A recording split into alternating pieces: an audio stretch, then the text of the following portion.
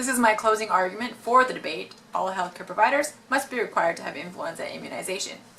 The influenza virus is highly contagious, presenting a substantial hazard in the healthcare facilities where infection rates can grow much higher than the average population related to the vulnerability of inpatients with underlying conditions making nosocomial outbreaks frequent. Influenza is primarily transmitted in these centers by healthcare workers who may be symptom-free. These nosocomial infections can lead to serious morbidity and death in vulnerable patients. This risk can be decreased through immunization of healthcare workers, so vulnerable patients are not put at involuntary risk. Thus, all healthcare workers should be immunized for influenza. The opposition made three main arguments. First, there are some risks and potential harm in influenza vaccination.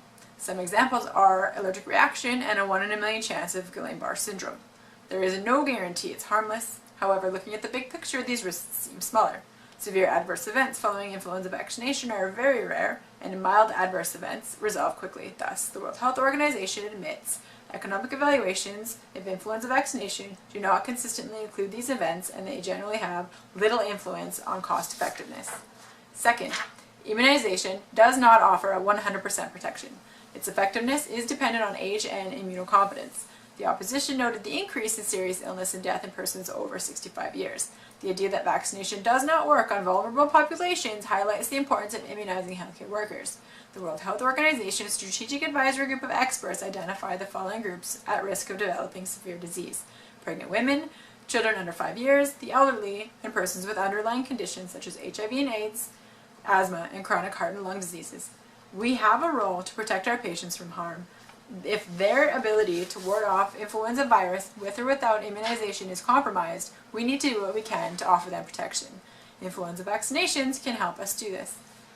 Third, mandatory immunization denies healthcare workers autonomy and informed consent. It is a human right to make informed and voluntary choices. Instead of compulsion and coercion, they suggest other interventions that could promote vaccination and personal autonomy.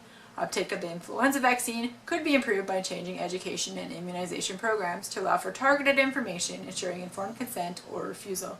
I do concede education could help with vaccine uptake. Education strategies, including common misconceptions regarding the seriousness of influenza illness and the safety of vaccines, are needed in combination with other strategies to alleviate vaccination hesitancy. None of these arguments negates the health risk healthcare workers pose to vulnerable patient populations. Healthcare workers are still prone to spread influenza due to the nature of hospitals, patients, and disease.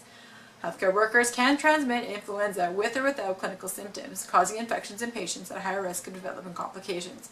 Outbreaks of influenza in healthcare settings lead to significant morbidity and mortality, particularly in patients with compromised or immature immune systems, including the elderly, young children, and persons with chronic conditions. In healthcare settings, influenza vaccination decreases the probability of virus transmission.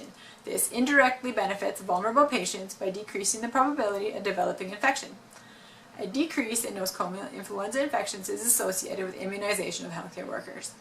In closing, healthcare workers are a health risk to vulnerable patients. The common influenza virus is highly contagious and easily spread by healthcare workers during their routine activities to unaware patients at high risk of developing serious complications, including death, related to this virus.